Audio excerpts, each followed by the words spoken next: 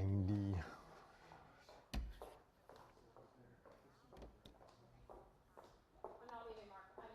Scott Diener wants to see you in his office.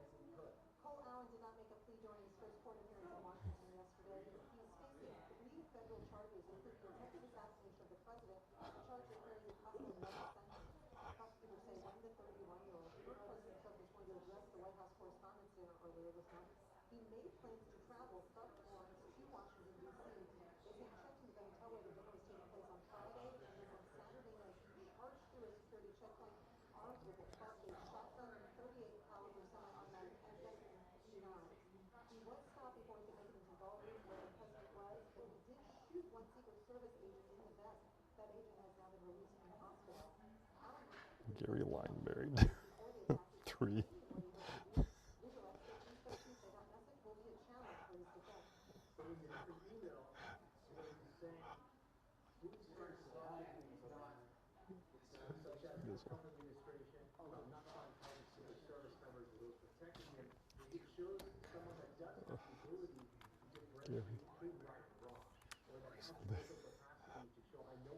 Oh.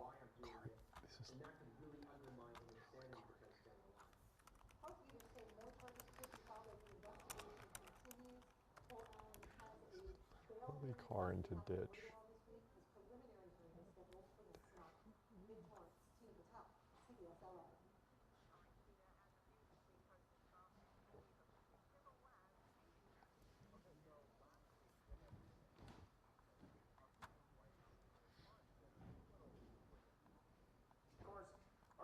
I'm okay. I don't. Car into ditch. My story today. My story today. Car into ditch.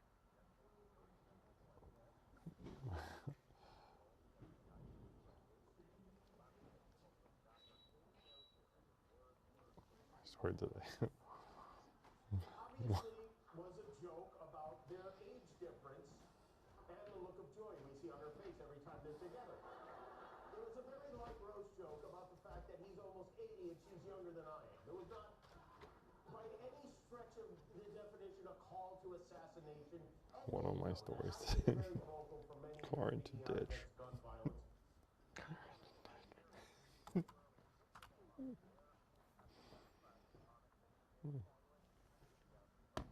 Hello, everyone.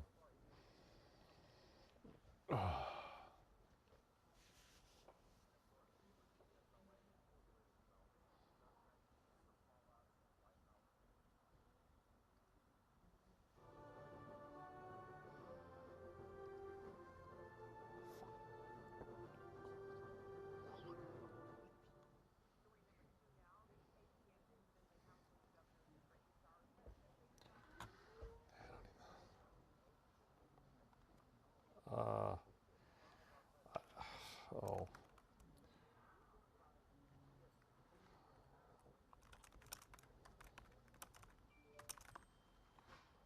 Good morning. Yes, we've been out here all morning diving into so many topics that will likely be discussed today. As you guys are just talking about 8 candidates, it's a big stage, Anthony. It is, and you've got the 8 candidates there. If I go right to the horse race numbers for the polls, if I may, nobody has really pulled away. It's very much a close race. That includes 2 Republicans. It does include 2 Republicans. Oh, it gets better. Car into ditch now. They're dividing up their votes among all of their candidates. And And so what you see again No in the interest. debate, and especially as we get close to voting actually starting, is, can any of these candidates start to put some distance between themselves and the rest of the What country? do you think they have to do? Make a headline for us?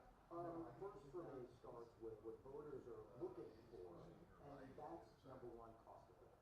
What can a governor do about that? How do they adjust? Because the big context here is the majority of California voters tell us that they find cost of living unmanageable. That's, you did some specific polling on affordability, and that's overwhelmingly. Near drowning. Question, is it manageable? Yeah, because they're saying no. Just a couple of specifics to that. Something almost. Prices is one reason. Housing is another. So across all of that, those are things a governor could influence. There's a dynamic here, and that is the Democrats, that's the party in power. They tend to say the economy overall a little bit Something better almost than happened. voters. Okay, you might expect that from an incumbent party. But at the same time, there's a subtext there, which is still saying cost of living is an issue. So how do the Democratic candidates both at once say, okay, there's some continuity, we know a lot of Democrats want All right. to Hello, chat. I'm next after Jamie Yukis's pretty substantial piece here in the California governor's debate. So I'm not very high up in the show, but I'll be doing the story about the Koreatown fire, which was pretty good video. Firefighters were on the roof of this 2-story apartment building when the roof started to collapse. So I'm going to be talking about that in just a second. yes solutions, but also a governor that they said would push back against the Trump administration because the deportation program in particular is not the right? Housing, yeah, one of the things they want to see the governor do to help the middle class, and housing be more available. So yeah, you can go down the list on all of those things. At the same time, a lot of pride in the state still. I have to mention that. A lot of people say that the Democrats say it, some Republicans. Big California is such a good example for the rest of the nation. So there still is that state pride there Well, we have a huge economy. How do you like our weather, Anthony? The weather is, of course, great. I spent some time out here, and I miss it. Yes, no, I know. Indeed. But so when you look, I think what's so interesting when you do your polling is that you look at Democrats, you look at Republicans, you also ask a lot of independents. And it used to be one of those things that people used to have to appeal to everyone. Now it seems like there are specific issues maybe that go to specific people, or people aren't looking at their identity the same way in politics that they used to. Yeah, I'm glad you asked that, because one of the ideas in this primary even was, would it make candidates kind of silo into their party, or would it spread out and make them have broader appeal across parties? What we're seeing right now is Democrats, when we ask them which candidates might be considered, it's a list of Democrats. And Republicans confined to looking at Republicans. And we see that nationally too. And you see a lot more partisanship today than there was many years ago. Sometimes that partisanship is driven not just by affinity for their own party, but dislike of the other one. So that's a dynamic there as well. Net here, you're going to see a lot of Republicans try to appeal just to Republican voters, Democrats just Democratic voters. That seems to have been the dynamic, and that's what's coming out of the polls. 1VO, and then text the desk, yeah. How do you tap into that? Well, specifically, right, the number of undecided is larger than any candidate in particular has in support. So that tells you it's a wide open race. It also tells me, I think, that there's a motivation component to it here. We're going to talk a lot during the debate about, oh, who's persuading, who's switching. But there's going to be people that are undecided they might stay home. So there's an opportunity for any of these candidates to then turn around and go, okay, you may not have known me yet, but would you come to the polls? And that, I think, that motivation component. Anthony, thank you so much for being with us all morning. I know you're going to be here all day. As we're diving into so many different topics. Now let's go out in 5 days, folks. So this is an important debate for everybody to watch and pay attention.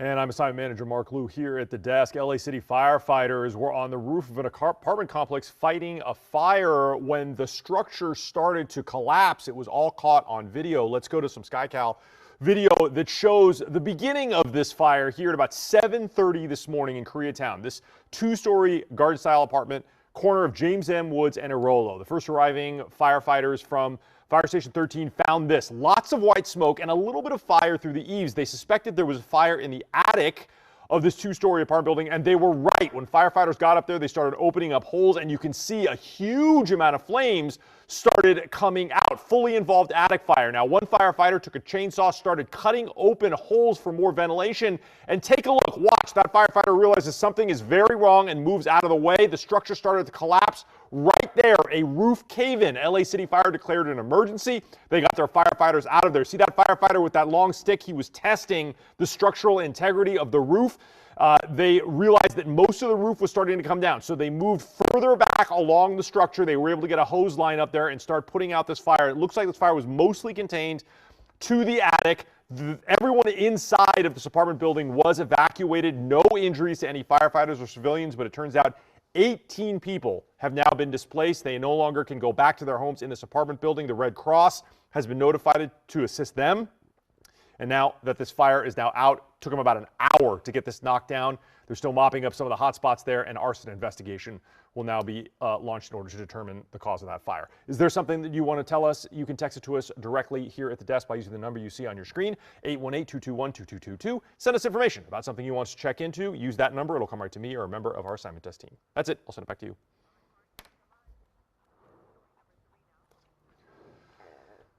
Okay. All right, chat. I have no hit until 11. Yeah, those firefighters, that was crazy. I mean, I saw that happen, Lady Di, and I was like, I was actually watching the feed directly when I saw that roof start to collapse. I saw the firefighter run out of the way, and I'm like, why is he moving out of the way? Is he getting is he too close to the heat or whatever? And then I saw the roof buckle, and you know, I'm surprised that firefighters stayed on the roof at all. I did also hear on the scanner, I heard the firefighter on the roof declare an emergency and say we're getting structural collapse here. But they stayed. I mean, they have that sort of tool. It's a pry bar. They can use it to pull up parts of the roof, but they can also I've seen them do this many times. They also tap the roof very hard to see what the structural integrity is. If it feels soft or begins to sag, they got to get out of there. So they must have used their training to know that, you know, there was still a portion of the roof that was safe to be up there. There's a lot of water damage in that building. They put a lot of water. Whenever you have water on an upper floor, all that water goes somewhere. So I know a lot of water went into that apartment building. And like I mentioned in my head, there's 18 people, 18 individuals have no home now, which is always an exceedingly difficult thing, because not only when you realize, you think about it, not only do you not have home, a place to stay tonight or for probably forever, I mean, for a very long time, your stuff is basically destroyed, right? I mean, if it's not soaked by water, it's destroyed by soot and heat, and it's almost the same as if you lost everything in the fire. So I really do feel for those people. The Red Cross is great for helping. If there's ever an organization, a charitable organization that does incredible work, it's the Red Cross, both domestically and internationally. So they're there helping. I think I was able to get some, we might have some ground video. I forgot to check, that's my bad. But by the time our crew got there, this fire was like way over. The best video is from SkyCal. I mean, I could use some ground video, I suppose. Oh, you know what? I just realized something. Okay. Huh. Does this mean they're going in the 11? What does this mean? No. So, okay. Okay, so it looks like Joy Benedict is going to do this story.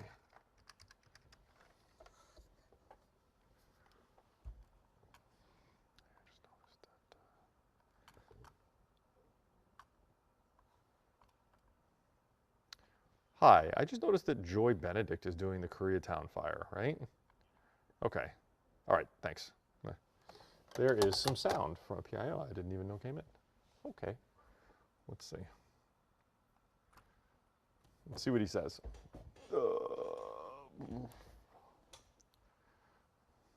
I think this is everything I already know.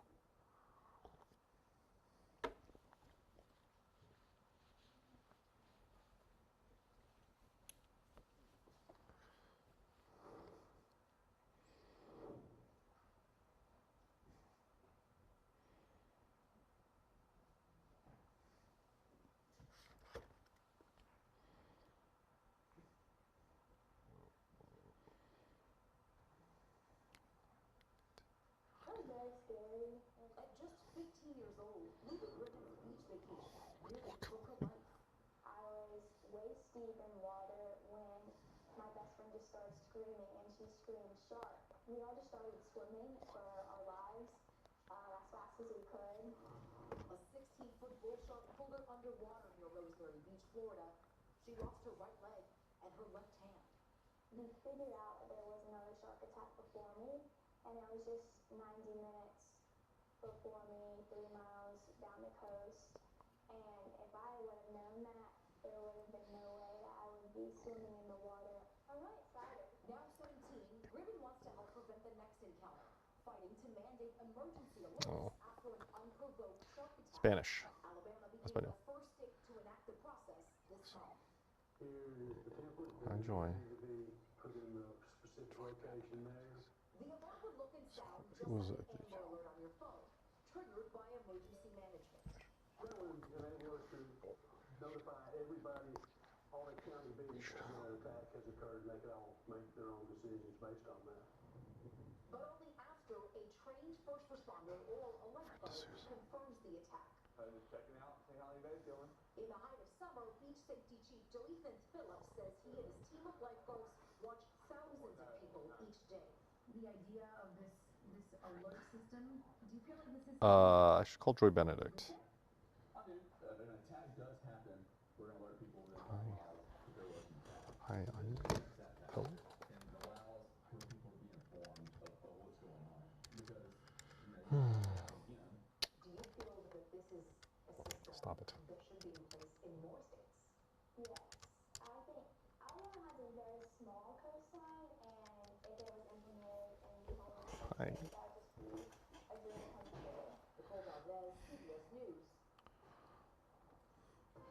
Hello, this message is for Joy Benedict. I ask myself that question all the time. Who am I? Fine. Shouldn't I be off work by now? No, I'm off. I'm on until like 1 o'clock all the time. Yes. I know. I am. I do. Huh? Old. Old. Old, yes, very old. You feel like a piece? A piece of what?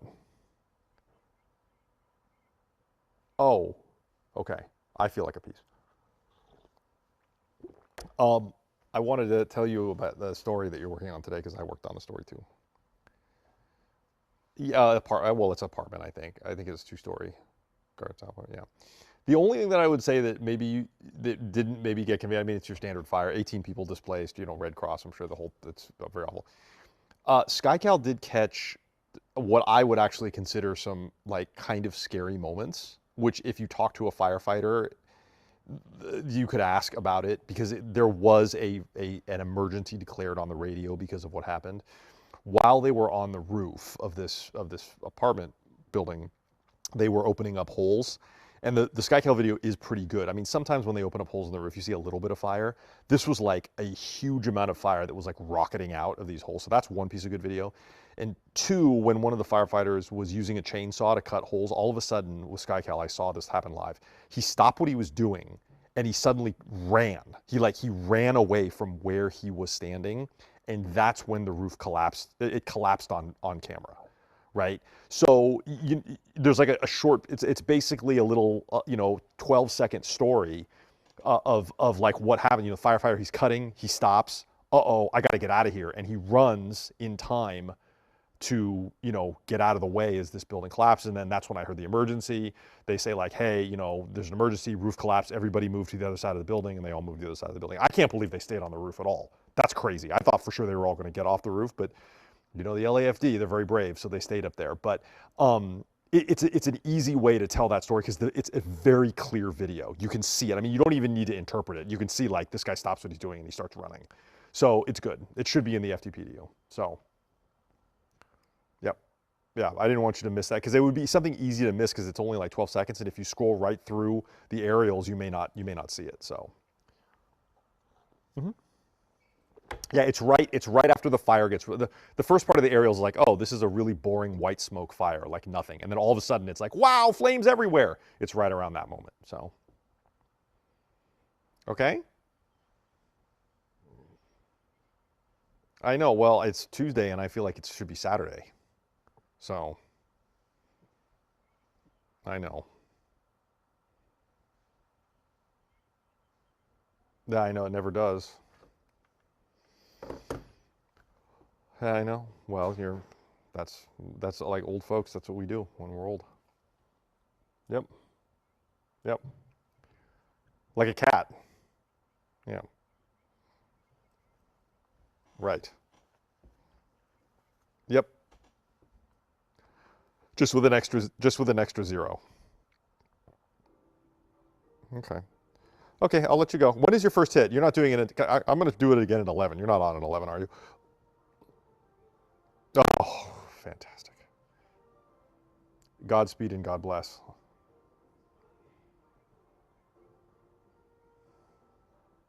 Oh.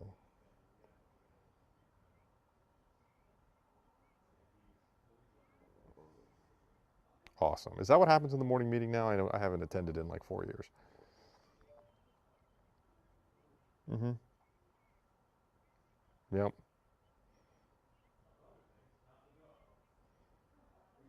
Hmm. Well, you got to keep this. You have to keep this phrase in your back pocket from that was actually used. I won't say the name of the reporter, but it was from like 2007 when a certain reporter was assigned a story, and she came up to, I told her, hey, your story today is to do this thing. And she goes, oh, yeah, I can't do that one today. And I was like, oh, really? Why? Are you assigned? Is this conflict or something? She goes, no, I can't do it because I don't want to.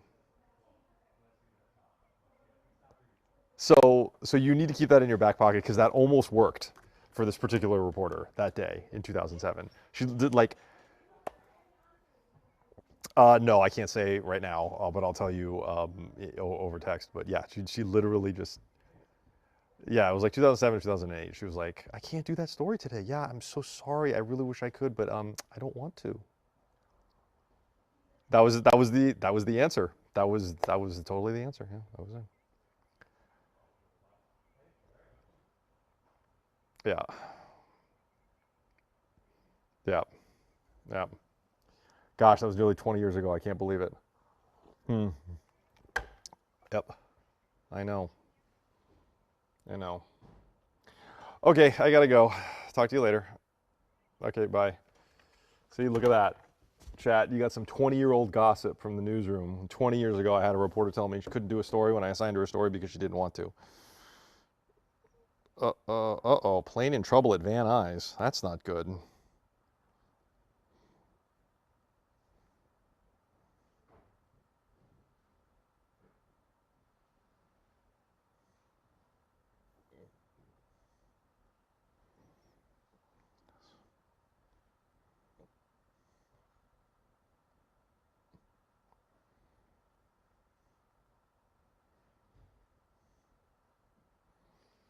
Oh, there's allegedly plane trouble. Plane trouble?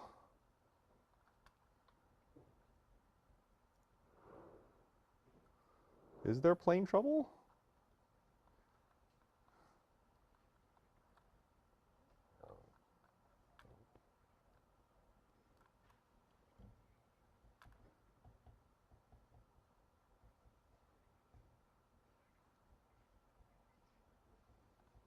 Ladies and gentlemen, this is Independence One. Unveiling its newest Oh. 737, Independence One, Southwest is honoring America. 250th anniversary ahead of the busy summer travel season. CEO Bob Jordan. Bookings are as strong again as I have ever seen them in my 38 years at Southwest Airlines. Should flyers expect to pay more this summer? Fuel is up billions, which is a huge impact to Southwest. You can't cut costs. It's going to take revenues to cover fuel, and we're committed to doing that. Fuel's up, we've got to cover it. On average, domestic airfare is up about 18% compared to last year. That's $55 more per trip. Internationally, it's $115 more. Airlines, including Southwest, have also recently raised check bag fees.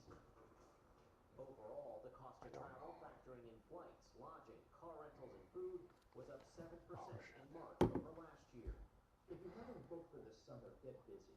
Don't wait hoping that the fares are going to go down. They're not. Now, several low-cost airlines are asking the federal government for $2.5 billion to help pay for fuel. The government is also weighing a $500 million bailout of Spirit Airlines. Every airline is dealing with high fuel, not just a segment of the industry. We're believers in competition, and we're believers in free markets. If the government starts handing out fuel aid, would Southwest want some of that? It's very speculative. We're running our business in a way that we can manage in an environment like this. Southwest saw its average domestic one-way fare jump by more than 16% in the first 3 months of the year. That does not cover the increase in fuel costs, so it is certainly possible fares will rise further as long as demand stays strong. Chris Bankley, CBS News.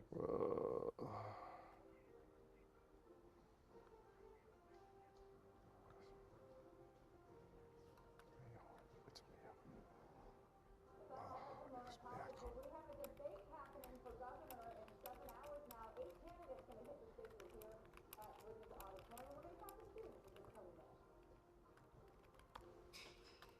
From a college campus to a high school campus celebrating its athletic and academic teams, I'm Rick Montanez live at Granada Hills Charter High School, where one team just secured its 10th national title. The celebration next.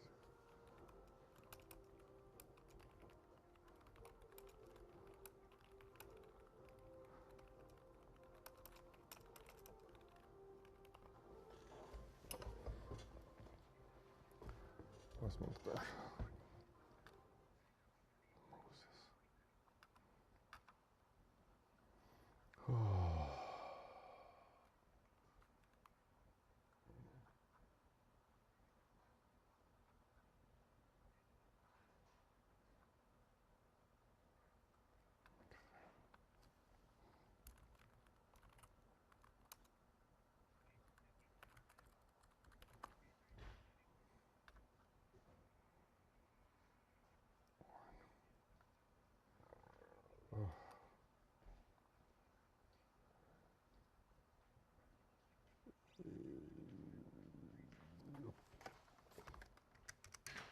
Did you guys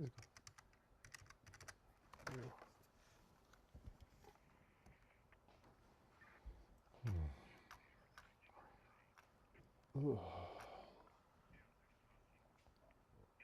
Oh. Hi, it's Mark Liu calling from CBS LA. How you doing? Good. Calling to check on an incident in Westminster, unless somebody from my office already just called you. I can't tell. Yeah. Yes, sure.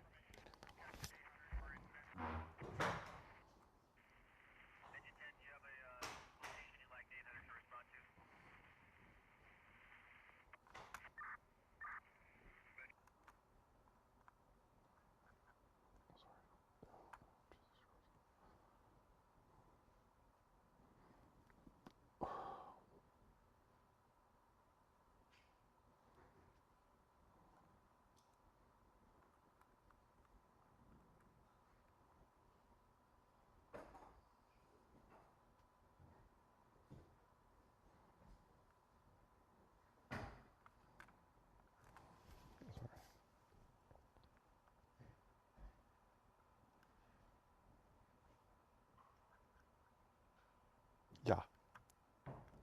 Yes.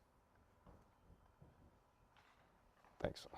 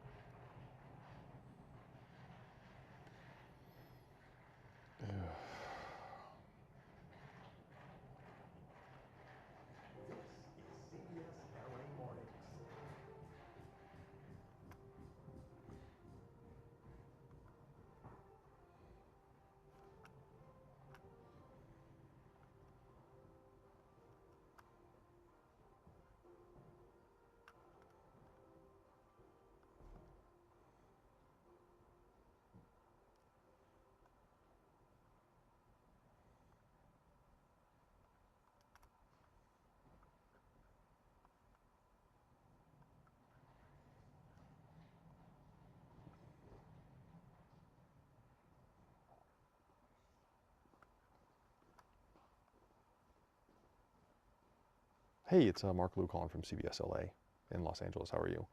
Hey, did you guys respond to crash in Westminster, McFadden and Newland this morning? Maybe around 8 o'clock? Yeah, that would be good. I'll take the PIO. Yeah. Oh. Okay. Mm-hmm. Mm-hmm. Oh, that's the I called that number. Then someone picked up and said, "Hold on, I'll get you the PIO," and then you picked up. That was weird.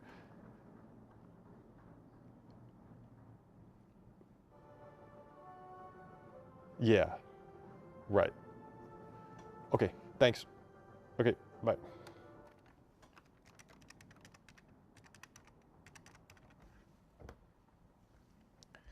Yep. Oh, sorry. Hi, looking for the public information officer. Yep. Yeah, sure. I think so, because you know, the last debate that was held, nobody really made any headlines, and there wasn't much movement So at the here's the polls. thing. So someone's got to come out and probably come out swinging, as you said, Amy. I should mention we are outside Bridges Auditorium because there's been a security sweep this morning, taking that very seriously, especially after last weekend in Washington. But with so many voters undecided here in California, our CBS LA political reporter Tom Wade shows us what's at stake for each of these candidates. 8 candidates, one will be California's next governor. Tonight, they'll all share a stage for the last time before voters get their ballots. The latest polls show at least 20% of voters are undecided, so who will break through? The field consists of very capable public servants, but people who aren't necessarily well known to the general electorate in California. In the crowded field, Republican Steve Hilton is consistently the top polling candidate in the race. The number one thing that's going wrong in California, the number one reason people Hi, this is Mark Liu calling from CBS LA. Calling regarding an incident in Westminster from this morning at McFadden and Newland. I believe it's a crash that Orange County Fire Authority firefighters may have responded to. Please give me a call back here in the newsroom, 818-655-2299. That's 818-655-2299. Thanks. The race is barely in the headlines, but then the race exploded after now former Democratic Yeah. frontrunner Eric Swalwell dropped out amid accusations of rape and sexual assault by several women. This definitely throws this race into even more volatility, creates a huge vacuum. After Swalwell's exit, Javier Becerra surged in the polls and started racking up endorsements. For me, it's as governor, it's building, it is protecting. I did that as Attorney General for 4 years. Republicans, President Trump may loom large. Trump endorsed Hilton, but MAGA loyalist Chad Bianco is still polling near the top. Bianco says the state legislature is failing Californians. My 7 years as a sheriff battling Sacramento has been nothing but negative. Nothing but negative. There's not one positive thing for public safety. Not one. Democrat Katie Porter is also polling relatively high, but hasn't been able to break through, in part because of an unflattering video that went viral showing her berating a staff member. On the issues, Porter says she would work with state lawmakers to lower prices. I would point the legislature toward doing more to bring down costs, to focus more on that. I think they need to look holistically, so they often pass one more law, one more law, one more law, and I think it's good to take a step back. Also on the stage tonight, 3 Democrats polling in the single digits. Now is the time for them to get their message out to voters. Every city ought to be accountable for either building or funding a certain amount of shelter capacity. Look at the number of disaster responses that we have. I think it's important for us to put more pressure on the insurance companies to come through. Working with the other side is important. 25% of the state is Republican. So I'm here with Chris Hussey, who is a senior here at Pomona College, on the debate team in student government. Thank you so much for being with us this morning. Yeah, really glad to be here. So tell us what it's been like to know that this debate's going to happen on your campus. Yeah, I don't know. It just feels like we have just become like a part of California's history. You know, there's a historic moment happening on my campus, and I actually get to just volunteer and be involved. That's your work in this today. Yeah. I'm a candidate minder for Antonio, and I'm really excited to get to meet Rosa, and I'm really excited to get to meet him and just sort of show him the ropes and big bridges tonight. Yes, you are part of history. Yes. So what is it like to be on this campus knowing that this is a statewide election? This is going to have implications across the entire state of California? Yeah, You know, I feel like Pomona College has always been somewhere at the center, but also really off to the side of sort of greater California politics and a lot of things that are going on in the state. So I feel like this is just one of those opportunities for Pomona to sort of like cement itself at the center of everything. Does that make sense? Yeah. Yeah. You're on the debate team. Yeah. Are you going to be watching with a very critical eye? And as a candidate minder, are you going to let the candidate know how you think they did afterwards? You know, I'll try to be kind. Because I know these debates are always a little bit more informal, and I'm just so used to the structured argumentation, but it should be fun either way. All right, what are you going to be looking for? Sorry, that was me. Nope. I'm looking for kind of really clear, on topic responses to the hard-hitting questions. We did a few practice rounds yesterday, so I'm hoping the candidates are something like my class was this year. Yeah. Oh, so you got to participate Yes, yesterday, yes, too. yes. We sort of pretended to be different roles. I actually got to pretend to be a moderator, so I asked the questions to them as well. And what was that like? It was fun. It was just like, I don't know, like a little simulation of what it's like to be on TV, Jesus. which I really want to right now. Yeah, here you are. Yeah. That's, you know, what is it? You're a senior. I was just telling you, I think that's so bittersweet because this is a place you love. Right. You're now going to go out into the world. Do you think you're going to take your debate team and student government role and do something with that? Yeah, I mean, I just think just in terms of soft skills and just experience, like, I've learned so much about what it's like to lead, what it's like to speak, how to get comfortable speaking to crowds and audiences and in front of people. I think those skills have been indispensable to my time here, and I'm sure they'll be indispensable when I'm gone. Well, I hope you have a great experience today. Thank you for being with us this Yeah, morning. We thank you really so much for having appreciate me. it. And, you know, that's kind of what this day is all about. We've been so much excitement from the students, the faculty, the staff. We are now less than 7 hours away. We're just getting underway. But, you know, all these conversations that we've been having throughout the day are going to just continue until those candidates at the stage tonight. Okay?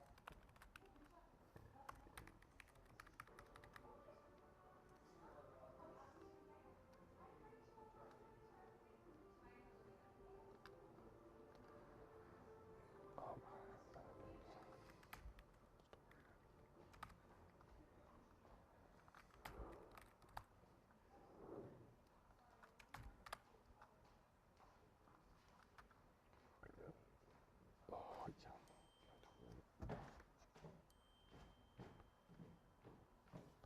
Still on, Mark? Yes. Amy, Chris, good morning. You know, this is just such a huge day celebration on campus, and not just for the decathlon team, celebrating their athletic and the other academic teams, but really when it comes down to it, Great. I mean, this decathlon team, they are securing a legacy here with their 10 national titles in just 15 years.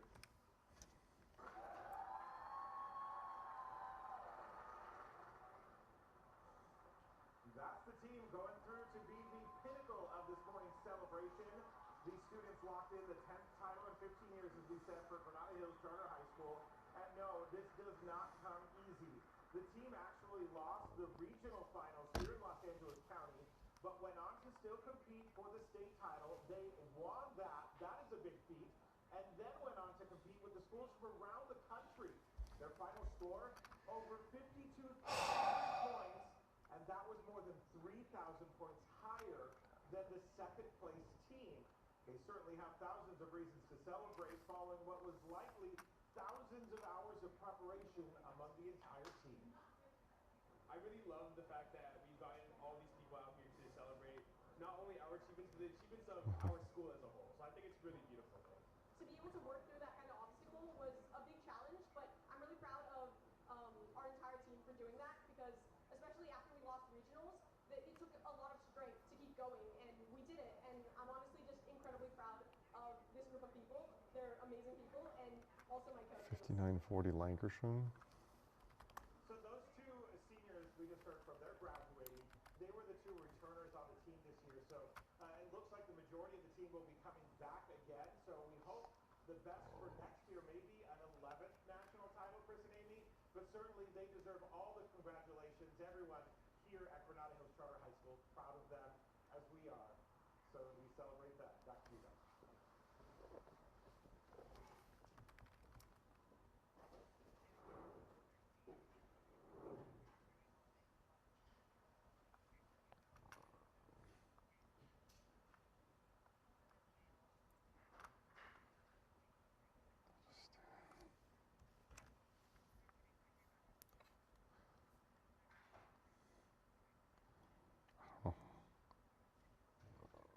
Who?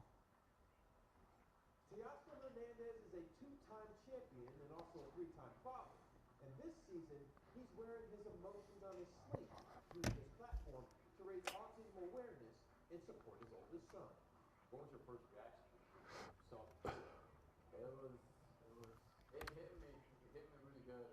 You know, a lot of feelings, but at the same time, happy because I finally got a thing that I can share with other people and help. How are other people receiving what you're doing by taking advantage of your platform? Oh man, it's been huge, really. It's been huge. I have get gifts here that people send it to me. A lot of people through social media telling me that I have somebody in my family. Thank you for doing this. We're proud to have somebody like you running this and supporting this awareness. And that's for me what it's about.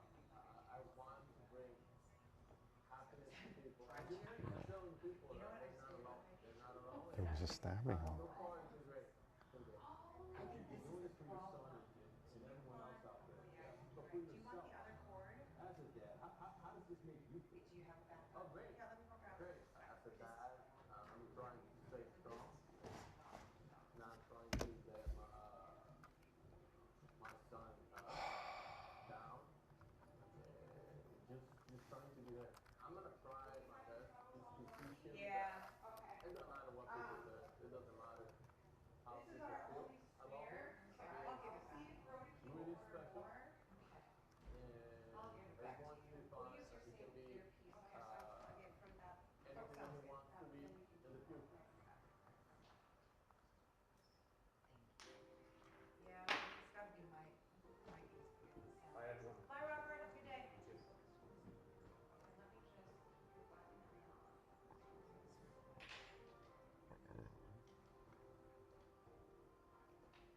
Oh.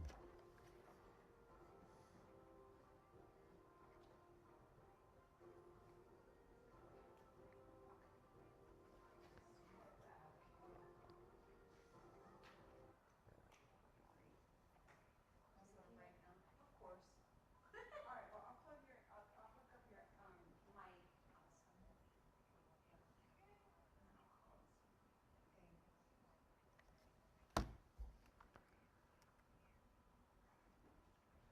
Okay.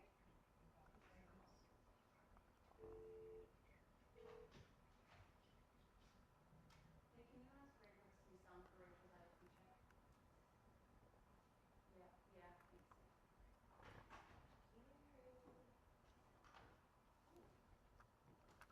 Is that the piece that was bad? This, no, Oh.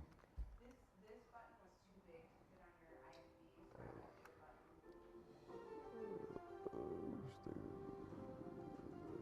Rubbish on That this. was so weird.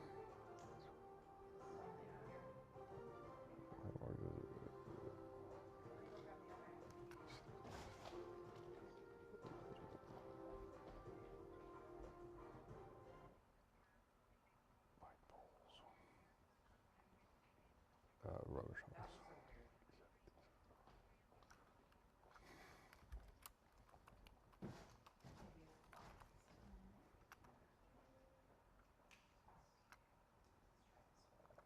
Rubbish on.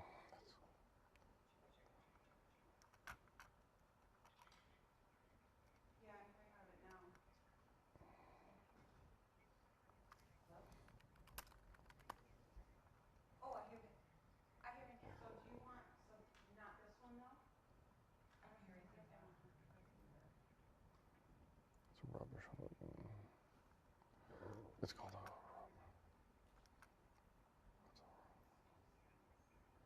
You see those? Yeah, actually. Do you hear me without the The rubber, earpiece, huh? just with the button?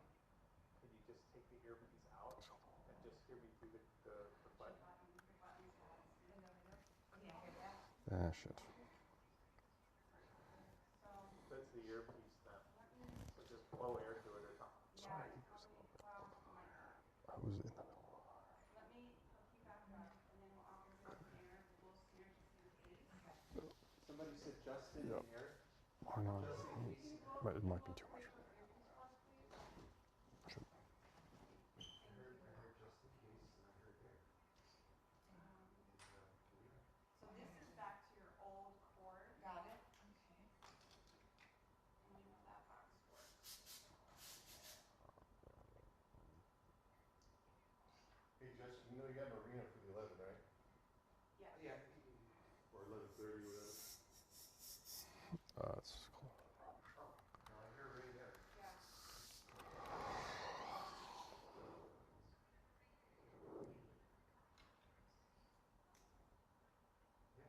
Oh yeah, here's some. Thanks, Jessica. Yeah. Oh, there we go. Thanks. I appreciate that. See you, Bright Eyes. It's been called a hidden gem of So New what York was the City. problem?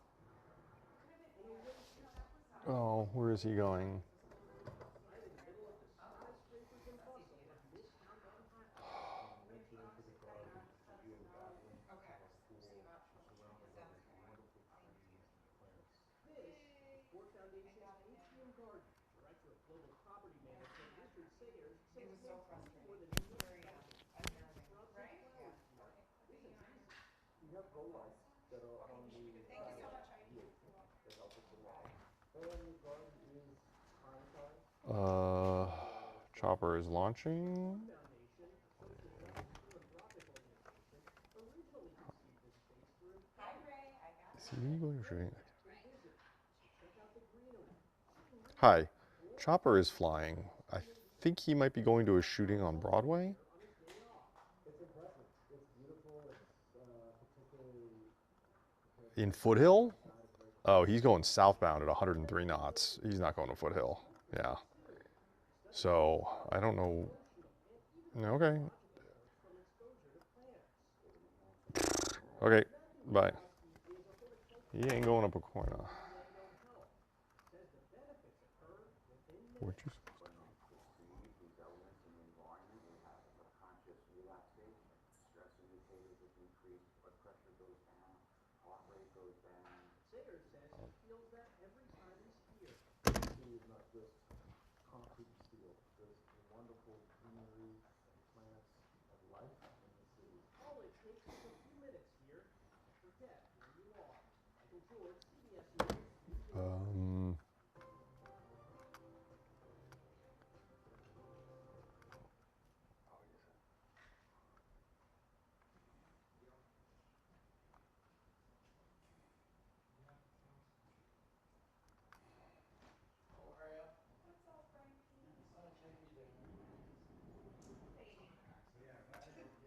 What's up, Frankie? Fading. That's not good to hear that we're just getting started, right? I'm fading, Frankie. We'll make it though. We'll make it. Yeah.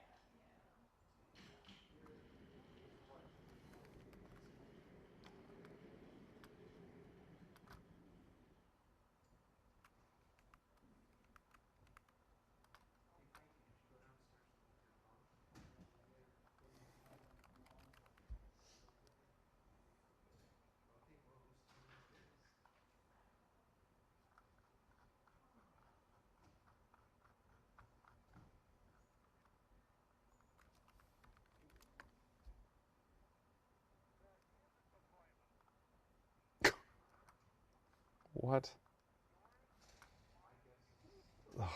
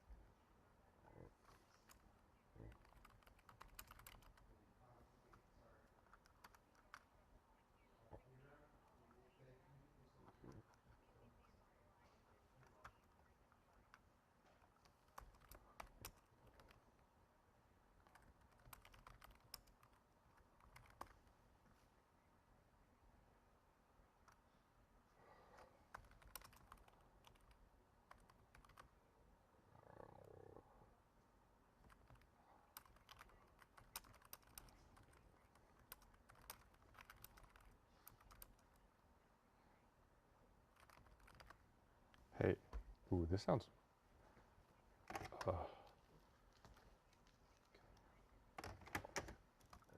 Hey. Ooh, this sounds pretty serious. Hi. Yeah, I think so. Yeah, okay, thanks. Bye.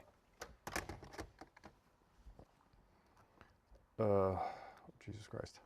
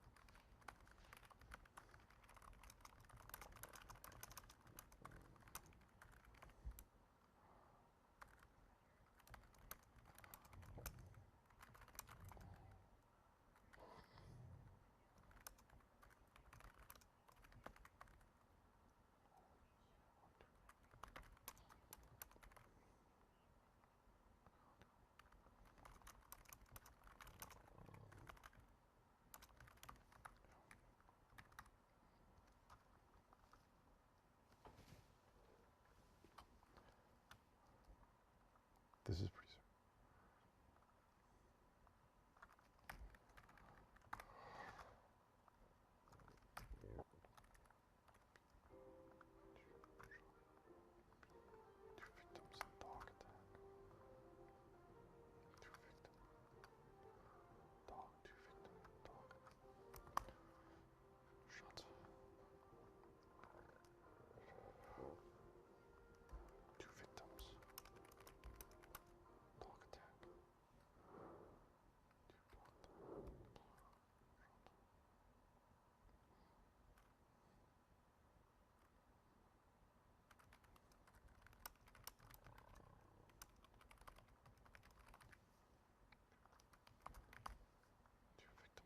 Numbers 3 and 4 were literally like the same push.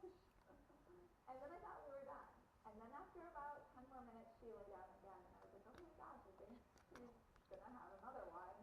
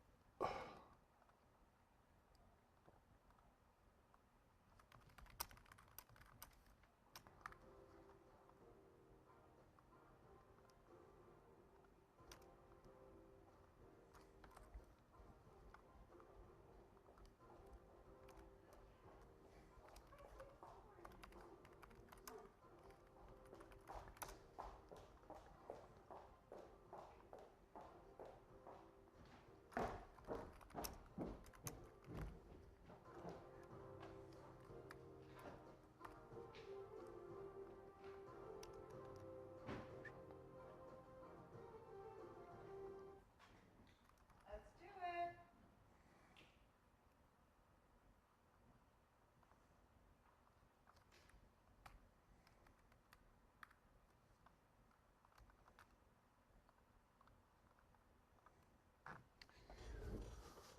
Okay, this sounds pretty serious.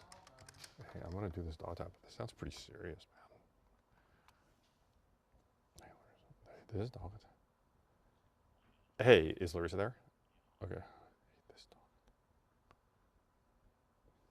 Okay, I'm gonna do this. Hey, this dog attack sounds pretty serious. This dog attack, I'm doing it for the top of the 11. It sounds like a dog injured. Yeah, they escorted him to the hospital though.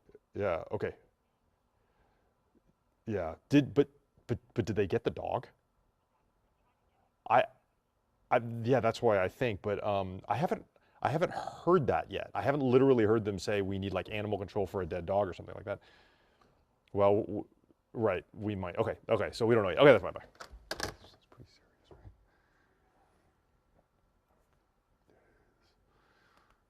Oh, this is at a homeless encampment. Oh, this is at a homeless encampment. Okay.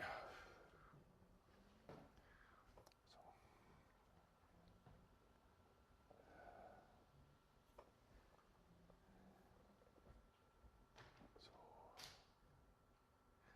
we don't know the status of the dog. Yeah, this sounds. Yeah. Hi. Okay. No, no, no. That's fine. Thanks, bye.